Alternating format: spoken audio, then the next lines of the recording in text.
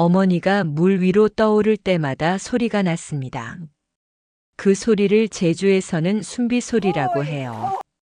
물속에서 숨을 참고 있던 해녀가 수면 위로 올라오며 내뱉는 숨결. 호의, 호의. 바람 같기도 하고 노래 같기도 한 그 소리가 영옥에게는 어머니의 목소리보다 더 어머니였습니다. 이영옥이 제주로 내려온 건 어머니 고순덕이 쓰러졌다는 연락을 받은 날이었어요. 서울에서 제주까지 비행기로 1시간, 그 1시간 동안 영옥은 한 번도 눈을 감지 않았습니다. 창밖 구름 아래 어딘가에 바다가 있을 거라는 걸 알면서도 내려다보지 않았어요. 어머니가 평생 그 바다에 있었다는 게 그날따라 이상하게 무서웠습니다. 왜일까요? 우리는 가장 가까운 사람의 삶을 왜 가장 늦게 들여다볼까요? 오늘은 고순덕이라는 한 해녀의 이야기를 들려드리려 해요. 그리고 그 어머니를 뒤늦게 이해하려는 딸의 이야기이기도 합니다. 구독과 좋아요를 눌러주세요. 구독과 좋아요는 이 이야기를 더 많은 분들께 전할 수 있는 힘이 돼요. 그럼 이야기 시작하겠습니다. 제주공항에 내리는 순간 바람이 먼저 반겼어요.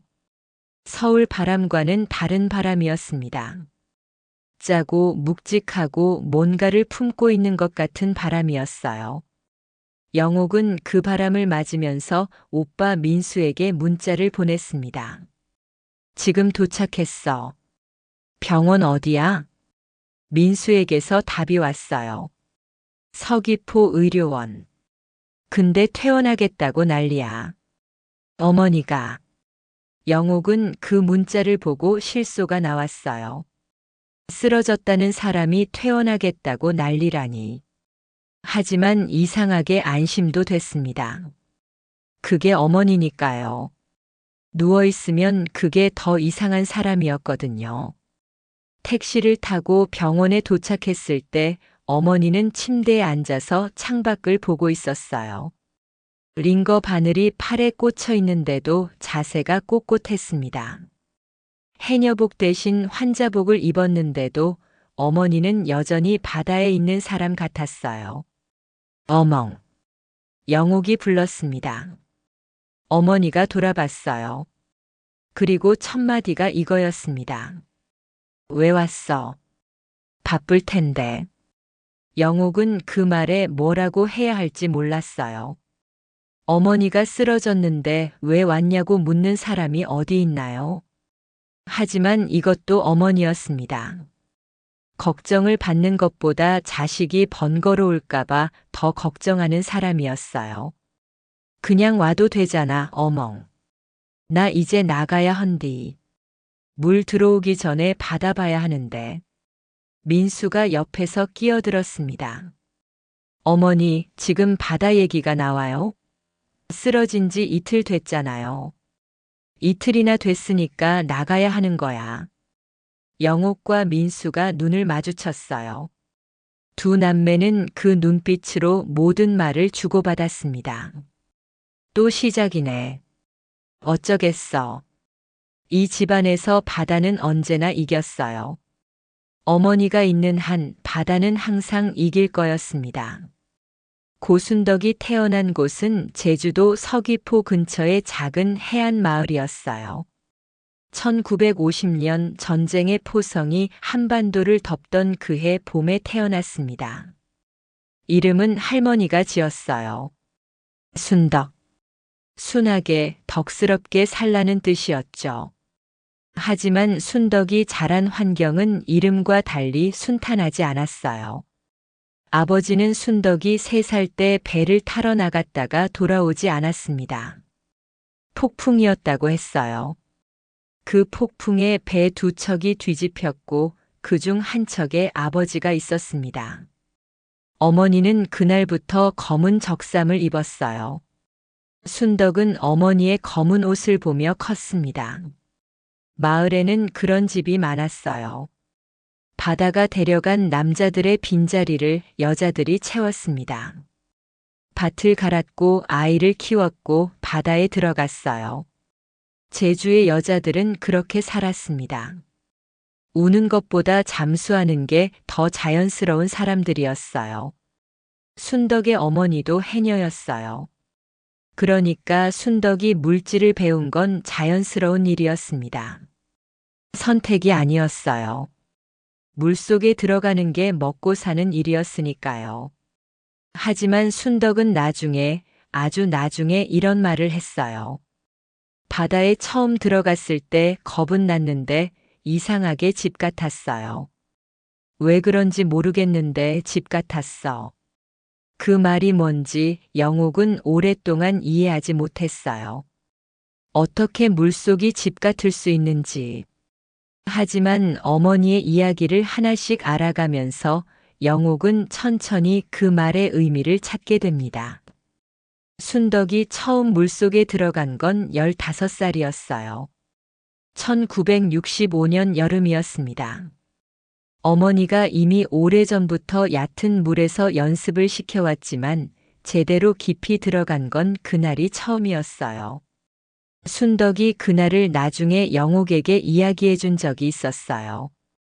영옥이 중학교 때였는데 해녀가 대체 어떤 건지 궁금해서 물어봤을 때였죠. 어멍, 처음 물질할 때 어땠어? 무서웠지. 당연히. 많이? 무서운 정도가 아니었어. 숨이 막히는 거잖아, 물속에서. 올라가야 할 것 같은데 아직 멀었고. 그 사이에 머릿속이 하얘져. 그럼 어떻게 버텼어? 버티는 게 아니야. 내려놓는 거야. 올라가야 한다는 생각을 잠깐 내려놓으면 오히려 몸이 편해져. 그러면 더 오래 있을 수 있어. 영옥은 그때 그 말이 무슨 뜻인지 몰랐어요. 올라가야 한다는 생각을 내려놓는다는 게 무슨 말인지. 어른이 되고 세상에 부딪히고 많은 것들을 잃고 난 뒤에야 영옥은 그 말이 물질 얘기만이 아니었다는 걸 알았습니다. 첫 물질에서 순덕은 전복 2개를 따왔어요. 어머니와 마을 할머니들이 기다리고 있다가 2개를 보고 웃었습니다. 2개밖에 못했수다게. 허허. 처음인디 2개면 잘한 거우다. 순덕 어머니가 말했어요. 처음엔 다 2개야. 나도 2개였어. 순덕은 그 말이 위로인지 놀림인지 몰랐어요. 하지만 어머니가 웃고 있었으니까 나쁜 말은 아니었겠죠. 그날 저녁 전복 2개로 죽을 끓였어요. 순덕이 처음 바다에서 가져온 것으로 만든 밥이었습니다. 어머니가 한 숟가락 먹더니 이렇게 말했어요. 맛있다. 그 한마디가 순덕에게는 어떤 칭찬보다 컸습니다. 해녀들이 물질을 마치고 쉬는 곳을 불턱이라고 해요. 바닷가 바위 뒤 바람을 막을 수 있는 자리에 돌을 쌓아 만든 곳이었습니다. 그 안에서 해녀들은 불을 피우고 옷을 갈아입고 이야기를 나눴어요. 순덕이 어렸을 때는 어머니를 따라 불턱에 가서 구경했어요.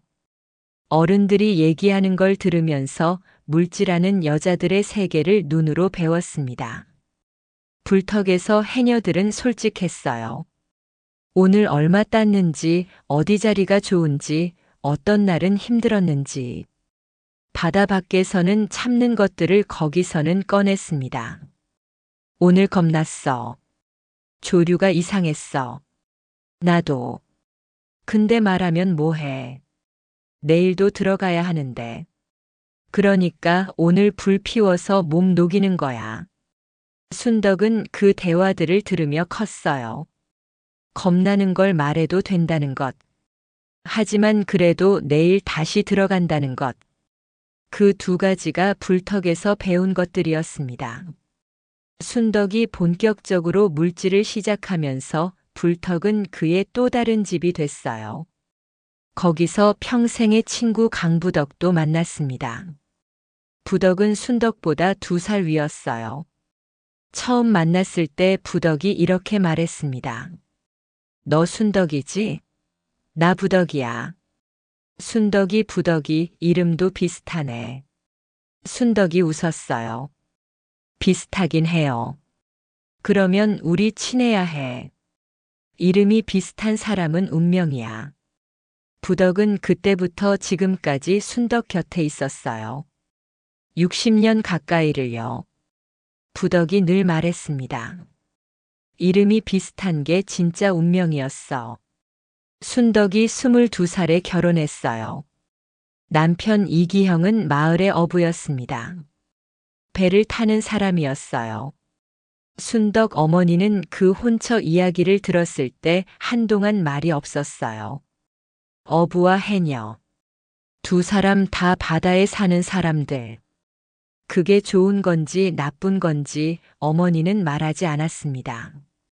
결혼 전날 밤 어머니가 순덕 방에 들어왔어요. 불 없이 들어왔습니다. 달빛만 있었어요. 어머니가 앉더니 오랫동안 아무 말도 안 했어요. 순덕도 아무 말 안 했습니다. 한참 뒤에 어머니가 말했어요. 기영이가 나쁜 사람은 아니야. 근데요? 배 타는 사람하고 사는 건 기다리는 일이 많아. 순덕은 그 말의 무게를 알았어요. 어머니 자신이 그걸 살았으니까요. 알아요, 어멍. 알면 됐어. 기다리는 동안 내가 강하면 돼. 그게 전부였어요. 어머니는 그것만 말하고 나갔습니다. 하지만 그 말이 순덕의 결혼 생활 내내 남았어요. 기다리는 동안 내가 강하면 돼. 순덕은 그 말을 지키며 살았습니다. 결혼 이듬해 민수가 태어났어요. 3년 뒤에 영옥이 태어났습니다. 아이가 생겼지만 순덕은 물질을 그만두지 않았어요. 그만둘 수 없었습니다. 먹고 살아야 했으니까요. 기영이 배를 타고 나가면 며칠씩 집을 비웠어요. 그 사이에 아이들은 순덕이 혼자 키웠습니다. 영옥이 나중에 가장 이해가 안 됐던 게 그거였어요. 어머니가 어떻게 그걸 다 했는지요. 아이 둘을 키우면서 매일 바다에 들어가고 밥을 짓고 밭을 갈고 남편이 올 때를 기다렸어요. 그것도 불평 한마디 없이요. 영옥이 한 번은 어머니에게 물어봤어요. 어멍, 그때 힘들지 않았어? 힘들지 않은 때가 없었는데. 그럼 왜 불평 안 했어? 불평을 해봤자 바다가 따뜻해지진 않잖아. 영옥은 그 말에 웃었는지 울었는지 기억이 안 나요. 아마 두 가지 다 했겠죠. 순덕이 아이들을 물질 나가는 날에는 항상 부덕 어머니에게 맡겼어요. 부덕도 같이 물질하러 갔으니까 두 집 아이들을 부덕 어머니가 봤습니다. 그렇게 마을이 아이들을 같이 키웠어요. 내 아이가 따로 없었습니다. 한 아이가 울면 근처 어른이 달래는 게 당연했어요.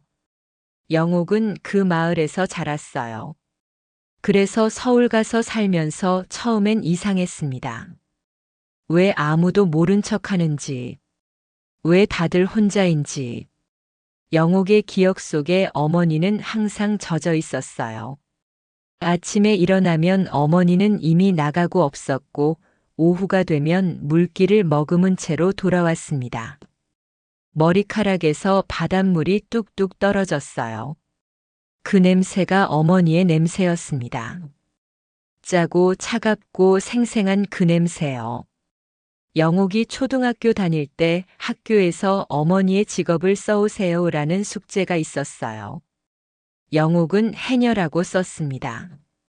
그런데 선생님이 이렇게 물었어요. 해녀가 직업이야? 그냥 바닷가에서 해산물 따는 거 아니야?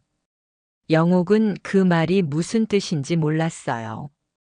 그냥 바닷가에서 따는 게 아닌데 라고 생각했지만 뭐라고 말해야 할지 몰라서 그냥 고개를 숙였습니다.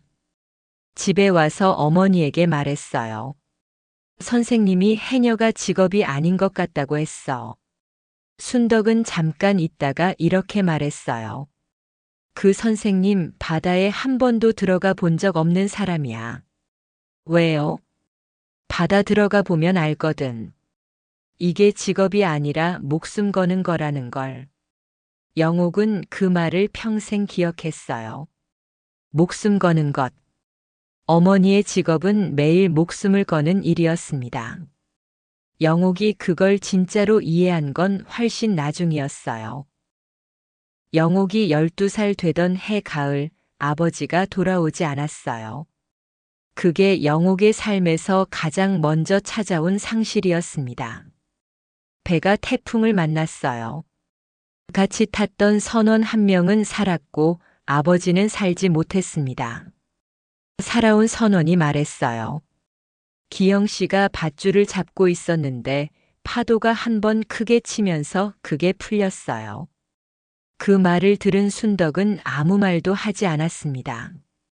그냥 고개를 한 번 끄덕였어요. 영옥은 그 모습이 이해가 안 됐어요. 아버지가 돌아오지 않았는데 왜 어머니는 울지 않는지. 며칠 동안 어머니를 지켜봤는데 눈물을 본 적이 없었습니다. 그러다 한밤중에 마루에서 소리가 났어요. 영옥이 살짝 문을 열었는데 어머니가 바다 쪽을 향해 앉아 있었습니다. 소리 없이 울고 있었어요. 몸이 가늘게 떨렸습니다. 영옥은 문을 열지 않았어요. 그냥 문 뒤에서 오래 서 있었습니다. 어머니의 우는 모습을 처음 본 밤이었어요. 그리고 마지막으로 본 밤이기도 했습니다. 그 뒤로 영옥은 어머니가 우는 걸 한 번도 보지 못했어요. 아버지가 간 다음 날부터 순덕은 다시 바다에 들어갔습니다. 부덕이 말렸어요. 순덕아 며칠만 쉬어. 쉬면 뭐가 달라져? 그래도 아이들 먹여야 해. 그게 달라지지 않는 한 나는 들어가야 해. 부덕은 더 말하지 않았어요. 그리고 그날 같이 물속에 들어갔습니다. 그게 친구라는 거였어요. 말이 아니라 같이 들어가는 것. 민수가 고등학교를 마치고 서울로 가겠다고 했을 때 순덕은 반대하지 않았어요. 오히려 준비를 도왔습니다. 이불을 새로 사고 내복을 챙기고 버스 요금까지 손에 쥐어줬어요. 민수가 가는 날 아침 순덕은 밥을 크게 차렸어요. 갈치조림에 된장국에 계란 프라이까지요.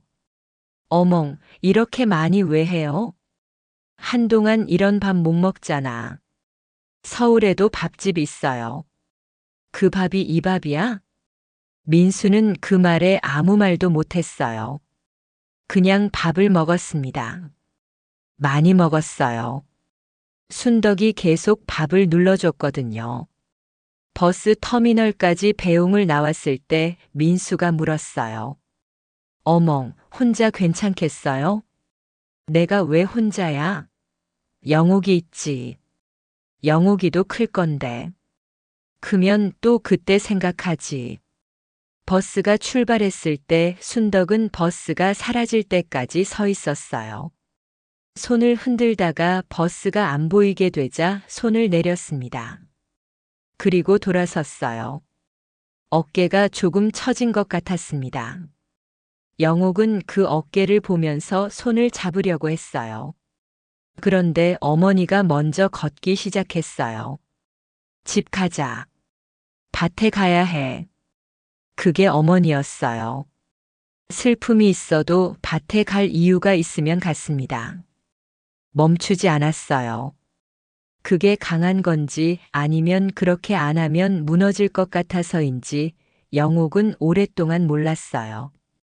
영옥이 서울로 간 건 민수가 간 지 4년 뒤였어요. 대학 진학이었습니다. 어머니는 이번에도 반대하지 않았어요. 이번에도 밥을 크게 차렸습니다. 영옥이 짐을 챙기는데 어머니가 방에 들어왔어요. 손에 뭔가를 들고 있었습니다. 이거 가져가. 돌이었어요.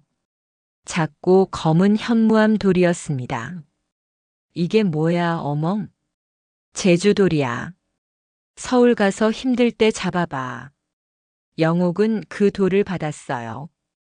차가웠습니다. 하지만 손에 쥐면 묵직하게 안정적이었어요. 잡으면 어떻게 돼, 어멍? 여기 있는 것 같은 느낌이 들어. 영옥은 그 돌을 서울 가서도 책상 위에 놔뒀어요. 힘들 때마다 잡았습니다. 어머니 말이 맞았어요. 잡으면 여기 있는 것 같은 느낌이 났어요. 그 돌이 지금도 영옥 책상 위에 있습니다. 38년이 지난 지금도요. 영옥이 서울로 간 뒤 순덕은 혼자가 됐어요. 하지만 그게 외롭다고 느낀 적은 별로 없었습니다. 바다가 있었으니까요. 아이들이 없어지자 오히려 물질에 더 온전히 집중할 수 있었어요. 그 무렵이 순덕의 전성기였습니다. 40대 초반. 몸도 강하고 폐활량도 좋고 바다를 읽는 눈도 깊어진 나이였어요. 마을에서 가장 깊이 들어가는 해녀가 순덕이었습니다.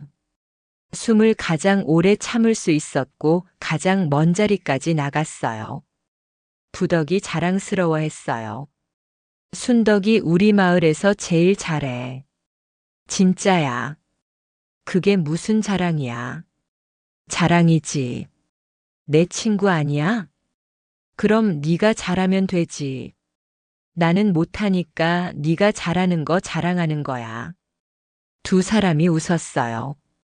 불턱에서 웃는 두 사람의 모습을 마을 사람들이 참 좋아했습니다. 순덕과 부덕이 웃으면 마을이 환해지는 것 같다고들 했어요. 그 시절 순덕은 하루에 6시간씩 물속에 있었어요. 오전에 들어갔다가 점심에 잠깐 쉬고 오후에 다시 들어갔습니다. 얼마나 땄는지보다 얼마나 오래 있었는지가 기준이었어요. 순덕에게 바다는 일터이면서 동시에 혼자 생각하는 공간이었습니다. 물속에서는 다른 소리가 없으니까요. 자기 심장 소리만 들렸어요. 순덕이 물속 이야기를 제대로 해준 건 딱 한 번이었어요. 영옥이 제주에 여름 방문을 왔던 해였는데 저녁에 마루에 나란히 앉아서 바다를 보면서였습니다. 어멍, 물속이 어떻게 생겼어? 진짜로. 순덕이 잠깐 생각하더니 말했어요. 들어가면 처음에는 소리가 사라져. 밖에서는 파도 소리, 갈매기 소리, 사람 소리가 다 들리잖아. 근데 물속으로 들어가는 순간 그게 다 없어져. 조용해지는 게 아니야. 없어지는 거야.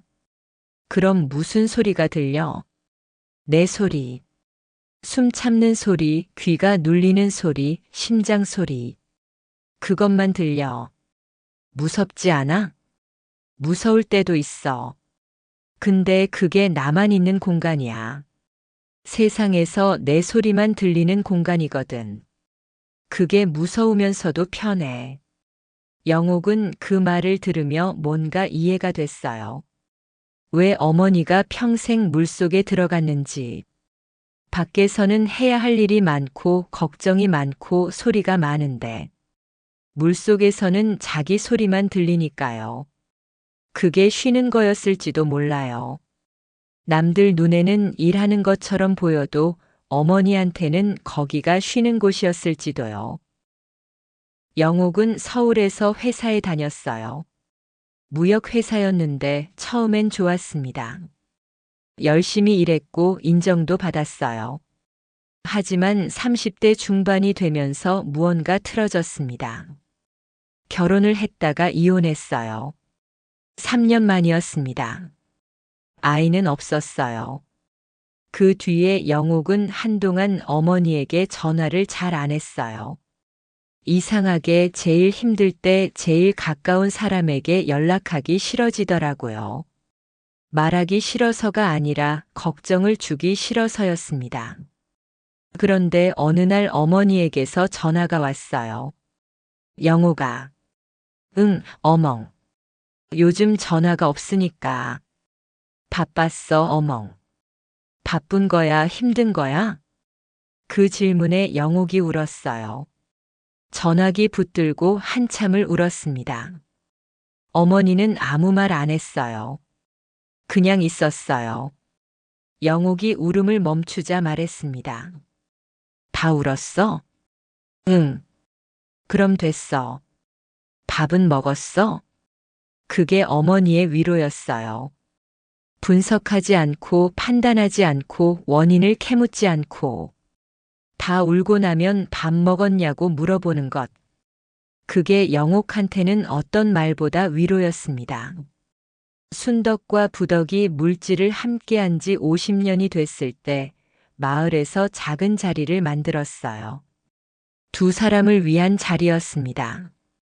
마을 어르신들이 모여서 미역국을 끓이고 술을 마셨어요. 누가 소감을 물어봤을 때 순덕이 이렇게 말했어요. 50년을 같이 들어갔다 나왔다 했는데 그게 대단한 건지 모르겠어. 그냥 같이 있었어. 부덕이 말했죠. 나는 알아. 대단한 거야. 50년 동안 매일 물속에서 서로 옆에 있는 사람 확인했어. 그게 뭔지 알아? 뭔데? 살았다는 거잖아. 오늘도 살았다는 거. 그 말에 자리가 조용해졌어요. 해녀들 사이에서 살았다는 말이 얼마나 무게 있는 말인지 그 자리 사람들은 다 알았으니까요. 물속은 아름다운 공간이지만 동시에 위험한 공간이었습니다. 조류가 갑자기 바뀌거나 너무 깊이 들어가거나 숨이 한계를 넘으면 그걸로 끝이에요. 50년 동안 그 공간에서 서로를 확인했다는 건 50년 동안 서로의 안전을 지켜봤다는 뜻이었습니다. 순덕이 부덕 손을 잡았어요. 두 사람의 손이 비슷하게 거칠었습니다. 바닷물에 소금에 세월에 갈라진 손이었어요. 그 손이 서로를 잡고 있었습니다. 순덕이 62살 되던 해 여름 사고가 있었어요. 물속에서 조류가 갑자기 바뀌면서 방향을 잃었습니다. 숨이 한계에 달했을 때 위가 어딘지 아래가 어딘지 구분이 안 됐어요. 그 순간을 순덕이 나중에 이야기했어요. 머릿속이 하얘졌어. 아무것도 안 보이고 몸이 어디 있는지도 모르겠어. 그런데 이상하게 무섭지 않았어. 왜요, 어멍? 바다가 나를 알잖아. 60년이면 알지. 나쁜 짓 안 한 것도 알고 열심히 살았던 것도 알고. 설마 나쁘게 하겠어 싶었어. 결국 부덕이 잡아당겼어요. 방향을 잃은 순덕이 올라오지 못하는 걸 보고 부덕이 다시 물속으로 들어갔습니다. 손목을 잡고 수면으로 끌었어요. 수면 위로 올라왔을 때 순덕이 숨비 소리를 냈습니다. 호이, 호이. 그 소리가 그날따라 다르게 들렸다고 부덕이 나중에 말했어요. 평소랑 달랐어. 더 길고 더 깊었어. 살았다는 게 그 소리 안에 다 들어있는 것 같았어. 그날 두 사람은 불턱에 오래 앉아 있었어요.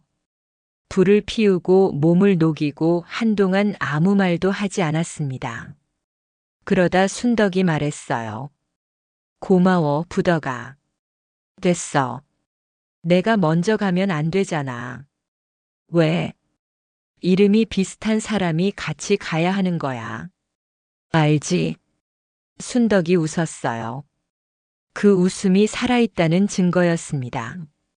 민수가 서울에서 20년 만에 제주로 돌아온 건 순덕이 65살 때였어요. 회사를 그만두고 제주에서 작은 배를 빌려 낚시배를 운영하겠다고 했습니다. 순덕은 반대하지 않았어요. 배 타는 거야? 아버지처럼? 낚시배예요. 다른 거예요. 바다 타는 건 같은 거야. 민수가 잠깐 멈췄어요. 어머니 걱정돼요? 걱정은 당연히 되지. 근데 내가 하고 싶다면 해야지. 어머니가 허락해야 하는 거 아니에요? 아버지 생각에. 아버지가 간 건 폭풍 때문이야. 폭풍을 조심하면 되는 거야. 민수는 어머니를 한참 봤어요. 어머니가 어떻게 그렇게 말할 수 있는지 이해가 안 됐지만 그 말이 진심이라는 건 알았습니다. 어머니, 나 제주 와서 좋아요. 왜? 어머니 밥 먹을 수 있으니까요. 순덕이 웃었어요. 그러면 진즉에 왔어야지. 알았어요. 미안해요. 미안하긴 뭘. 어서 먹어. 순덕이 쓰러지기 6개월 전 보건소 박 의사가 검진 결과를 이야기했어요. 심장이 좋지 않다고 했습니다. 60년 동안 물속에서 심장이 과호흡과 무호흡을 반복한 결과였어요. 어르신, 물질을 줄이셔야 해요. 줄이면 뭘 먹고 살아요? 지금은 자식들이 있잖아요.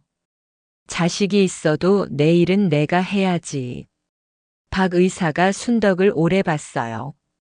어르신, 지금 몸 상태면 물속에서 위험할 수 있어요. 위험하지 않은 게 없어요. 밭에서도 넘어지면 죽어. 그건. 선생님, 나 60년 물질했어요. 바다가 나를 알아요. 내가 바다를 알고. 그러니까 괜찮아요. 박 의사는 더 설득할 수 없었어요.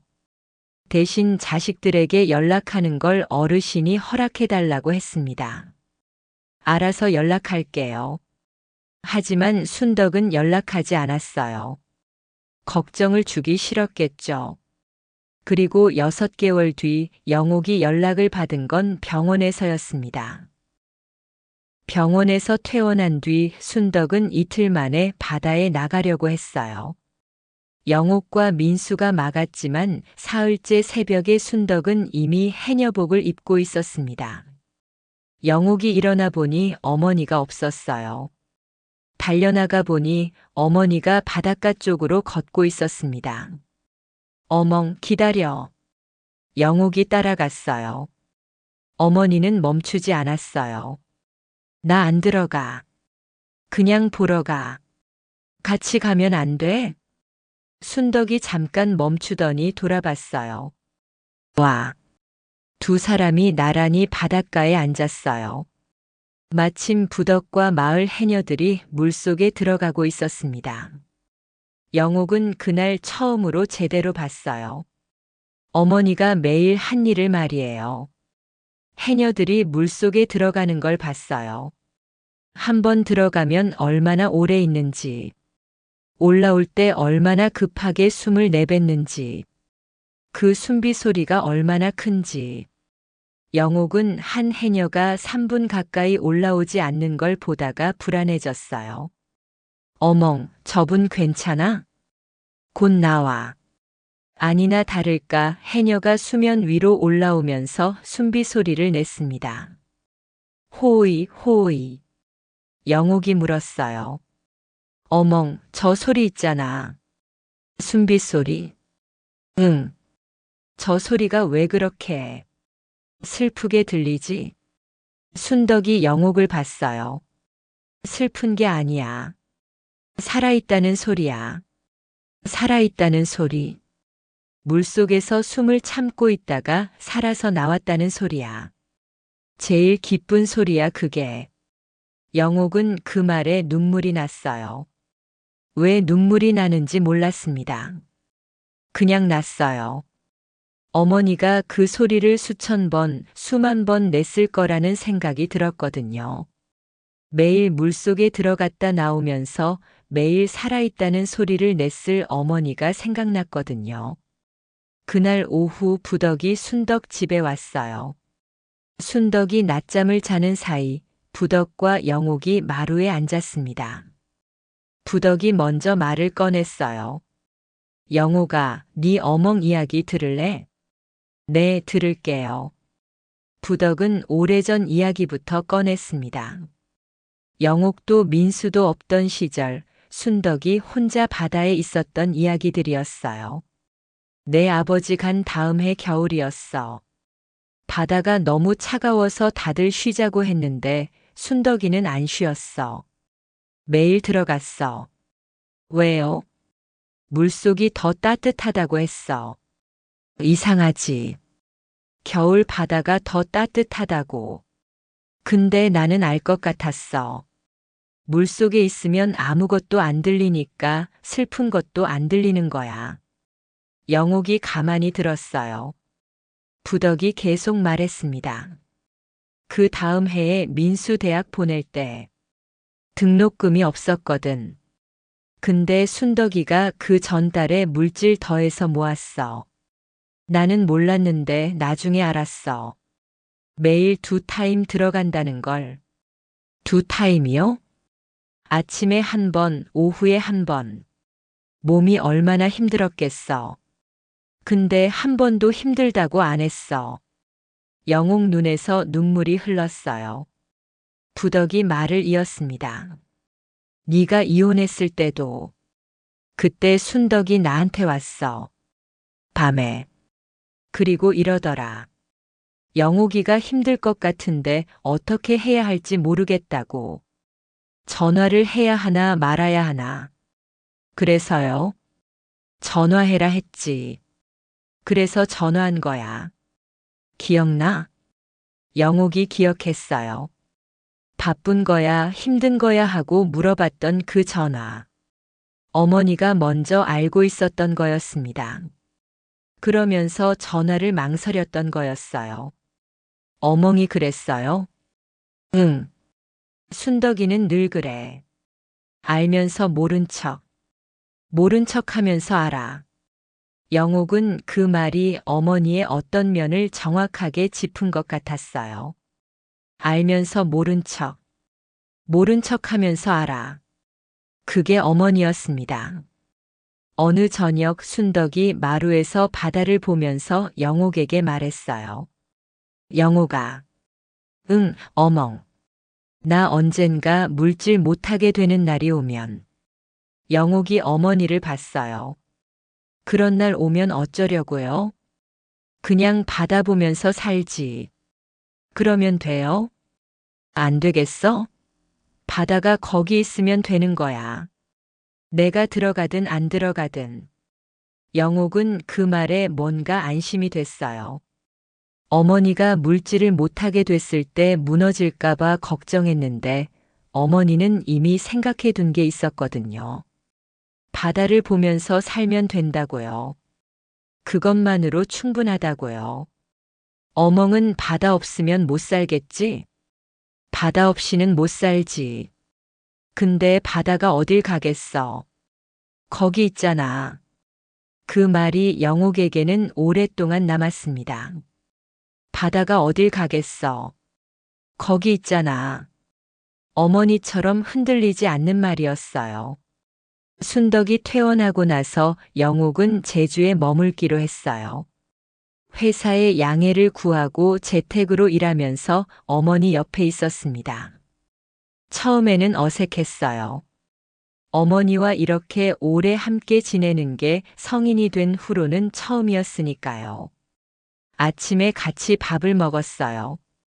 순덕은 일찍 일어났고 영옥은 좀 늦게 일어났습니다. 영옥아, 밥 먹어. 나 좀 이따가. 이따가는 없어. 지금 먹어야 맛있어. 그 말에 영옥이 억지로 일어났어요. 그리고 밥을 먹으면 항상 맛있었습니다. 어머니 말이 틀린 적이 없었어요. 오전엔 순덕이 마당 일을 하고 영옥은 컴퓨터 앞에 앉았어요.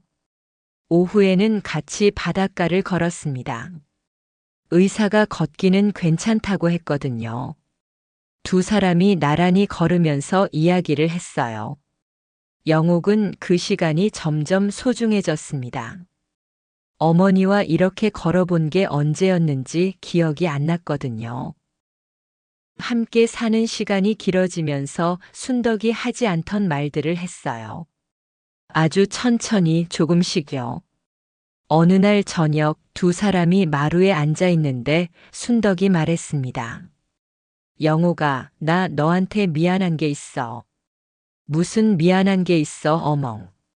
내가 어릴 때 아침마다 없었잖아. 일어나면 어멍이 없고 영옥이 어머니를 봤어요. 그게 뭐가 미안해. 먹고 살아야 하니까 그런 거잖아. 그래도 아이들한테는 아침에 어멍이 있어야 하는데. 어멍, 나는 아침마다 어멍 없어도 괜찮았어. 정말? 정말. 나는 오히려 어멍이 바다에서 돌아오는 게 더 좋았어. 기다리다가 왔을 때 순덕이 잠깐 있다가 물었어요. 왜? 그때 어멍 냄새가 나거든. 바닷물 냄새. 그 냄새가 어멍 냄새야. 그 냄새 맡으면 안심됐어. 순덕이 오래 말이 없었어요. 그러다 이렇게 말했습니다. 나 바다에서 올 때마다 영옥이가 뭐라고 할지 무서웠어. 무섭다고? 내가? 나는 좋은 어멍이 아니었잖아. 아침에도 없고 밥도 부덕 어머니가 더 많이 챙겨줬고. 어멍, 나한테 어멍이 최고였어. 영옥이 그 말을 하고 어머니 손을 잡았어요. 순덕의 손이 거칠었습니다. 60년 바다가 남긴 손이었어요. 영옥은 그 손을 오래 잡고 있었습니다. 민수가 저녁을 먹으러 왔어요. 제주에 온 뒤로 자주 왔습니다. 세 사람이 같이 밥을 먹는 날들이 생겼어요. 어느 날 밥을 먹다가 민수가 말했어요. 어머니, 나 오래전부터 하고 싶은 말이 있었는데. 뭔데? 일찍 떠나서 미안해요. 순덕이 밥숟가락을 내렸어요. 민수를 봤습니다. 뭐가 미안해. 가는 거 내가 보냈잖아. 그래도 어머니 혼자 두고 갔잖아요. 혼자 있는 게 나쁜 게 아니야. 바다가 있었어. 민수가 눈물이 날 것 같은 표정을 했어요. 어머니는 어떻게 그렇게 말해요? 어떻게가 뭐야? 사실이잖아. 어머니 혼자 힘들었을 거잖아요. 힘들었지. 근데 아이들 잘 크는 걸 보면서 힘든 거 잊었어. 민수가 고개를 숙였어요. 영옥도 눈물이 났습니다. 순덕이 말했어요. 자식들 눈물은 안 봐도 된다. 밥이나 먹어. 세 사람이 울면서 밥을 먹었어요. 웃기도 했습니다. 울다가 웃고 웃다가 또 울었어요. 그런 저녁이었습니다. 그날 밤 민수가 돌아가고 영옥과 순덕만 남았어요. 두 사람이 마루에서 오래 이야기를 했습니다. 순덕이 그날따라 말이 많았어요. 평소에 잘 안 하던 이야기들을 꺼냈습니다. 아버지 이야기도 했어요. 기영이는 좋은 사람이었어. 그냥 바다 운이 없었을 뿐이야. 어멍, 아버지 그리웠어? 그리웠지. 지금도 그리워. 근데 그리움이 있으면 가는 거잖아. 어쩌겠어. 물질 이야기도 했어요. 60년 물질하면서 제일 힘들었던 때가 언제야, 어멍? 내 아버지 간 다음 겨울. 바다가 나쁜 것 같았어. 왜 가져갔냐고. 그래서 바다에 계속 들어갔어? 들어가야 이겨지거든. 피하면 더 무서워져. 들어가서 직접 보면 바다는 그냥 바다야. 영옥은 그 말을 들으며 오래 생각했어요. 들어가야 이겨진다. 그게 물질 얘기만이 아니라는 걸 이번에도 알았습니다. 제일 좋았던 때는요? 전복 크게 딴 날. 영옥이 웃었어요. 그게 제일 좋은 거야?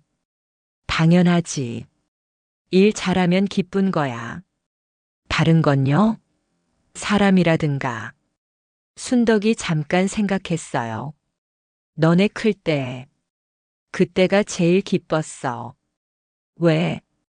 물질에서 돈 벌면 그게 너네 밥이 되잖아. 그걸 먹고 너네가 크잖아. 그 느낌. 그게 제일 기뻤어. 영옥은 그 말에 가슴이 꽉 찼어요. 60년 물질의 의미가 거기 있었습니다. 전복을 따는 것, 미역을 따는 것, 그게 아이들의 밥이 되고 옷이 되고 학교가 되고 꿈이 됐어요. 어머니의 숨이 자녀들의 삶이었습니다. 영옥이 제주에 온 지 2달이 됐을 때였어요. 이른 아침 순덕이 영옥을 깨웠습니다. 영옥아, 일어나 봐. 영옥이 눈을 떴어요. 아직 어두웠습니다. 어멍, 몇 시야? 새벽 5시. 따라와 봐. 영옥이 일어났어요. 어머니가 이미 해녀복을 입고 있었습니다. 어멍, 오늘 바다 들어가려고? 응. 의사 선생님이 아직은. 영옥아, 오늘 딱 한 번만. 그 눈을 보고 영옥은 막을 수 없다는 걸 알았어요. 어머니의 눈이 그랬습니다. 결정이 된 사람의 눈이었어요. 같이 가도 돼? 같이 가. 2 사람이 새벽 바닷가로 나갔어요. 해가 뜨기 직전이었습니다. 바다가 잔잔했어요. 아직 파도가 크지 않은 시간이었죠. 하늘이 천천히 밝아오고 있었습니다. 순덕이 물가에 서서 바다를 봤어요. 오래 봤습니다. 영옥은 옆에서 어머니를 봤어요. 어머니 얼굴에 어떤 표정이 있었는데 영옥은 그 표정에 이름을 붙일 수 없었습니다. 슬픔도 아니고 기쁨도 아니고 그 둘 사이에 무언가였어요. 순덕이 물 안으로 들어갔습니다. 발목, 무릎, 허리, 가슴까지. 그리고 물 안경을 쓰고 몸을 앞으로 기울였어요. 영옥은 해변에서 지켜봤어요. 어머니가 물속으로 사라지는 걸 봤습니다. 그 순간이 이상하게 길게 느껴졌어요. 시간이 늘어나는 것 같았습니다. 10초, 30초, 1분. 영옥의 가슴이 조여들었어요. 불안했습니다. 그런데 영옥은 어머니가 했던 말이 생각났어요. 올라가야 한다는 생각을 내려놓으면 오히려 몸이 편해져. 영옥도 내려놓으려고 했습니다. 어머니를 믿으려고요. 60년을 바다와 함께한 사람을. 그리고 수면이 움직였어요. 순덕이 올라왔습니다. 호이. 숨비 소리가 새벽 바다 위로 퍼졌어요. 그 소리가 바람을 타고 멀리 갔습니다. 영옥은 그 소리를 들으면서 눈물이 흘렀어요. 왜 우는지 알 것 같았습니다.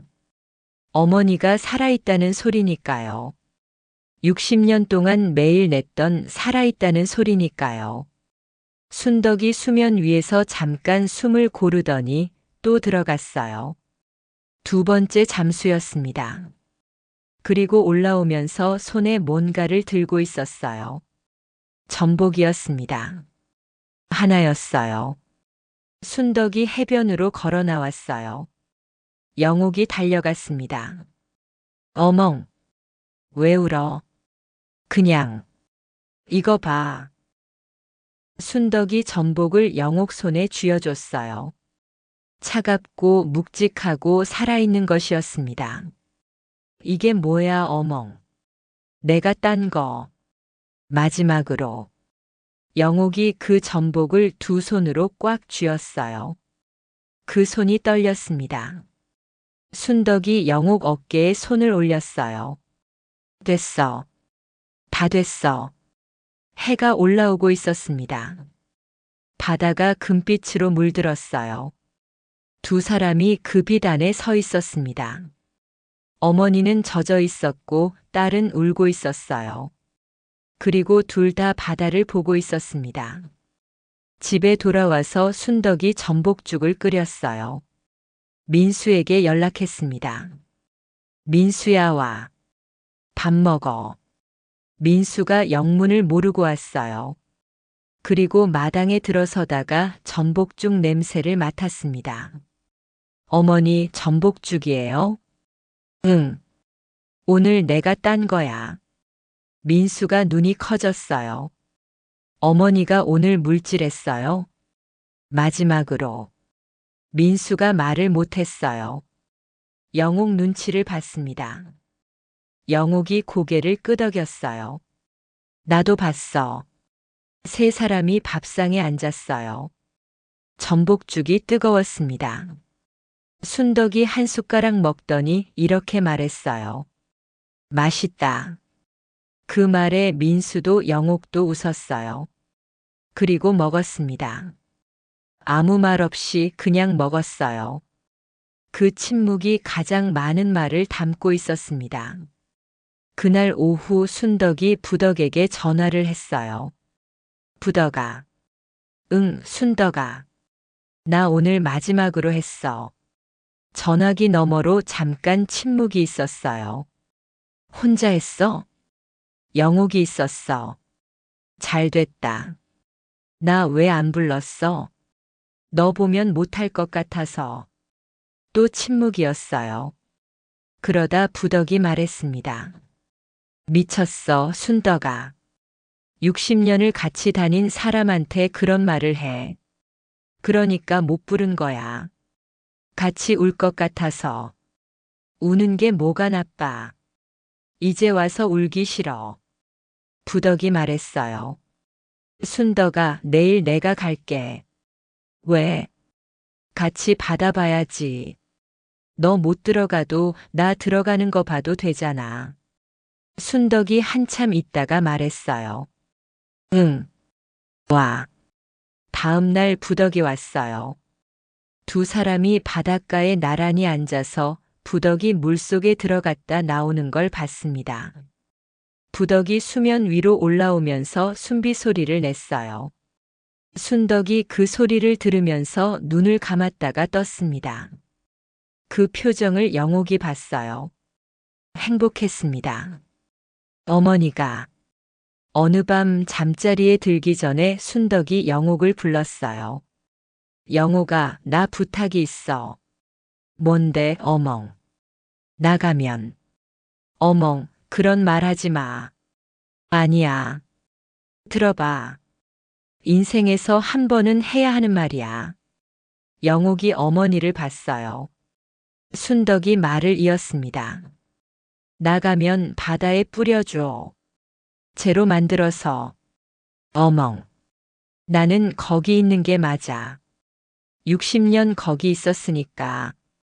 영옥이 말을 못했어요. 순덕이 계속 말했습니다.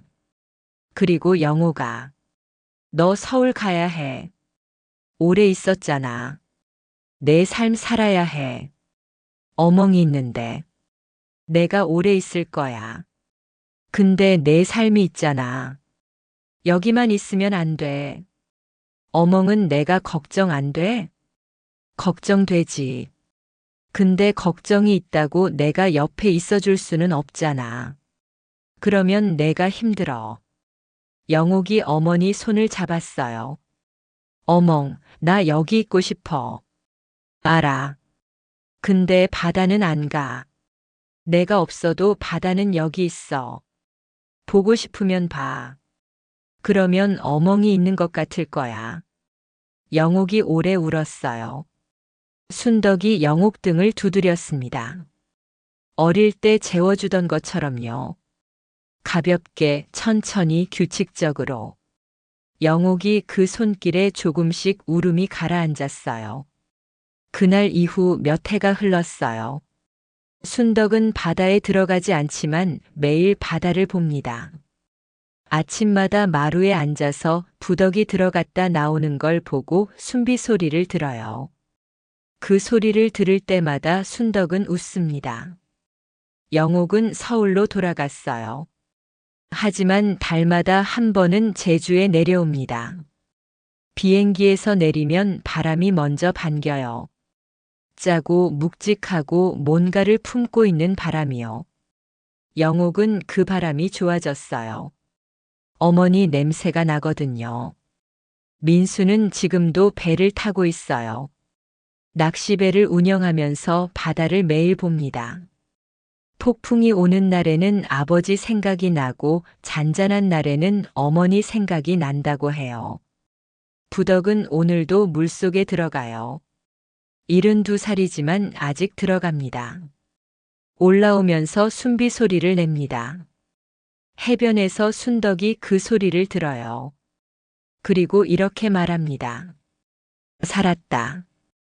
그게 전부예요. 그게 충분합니다.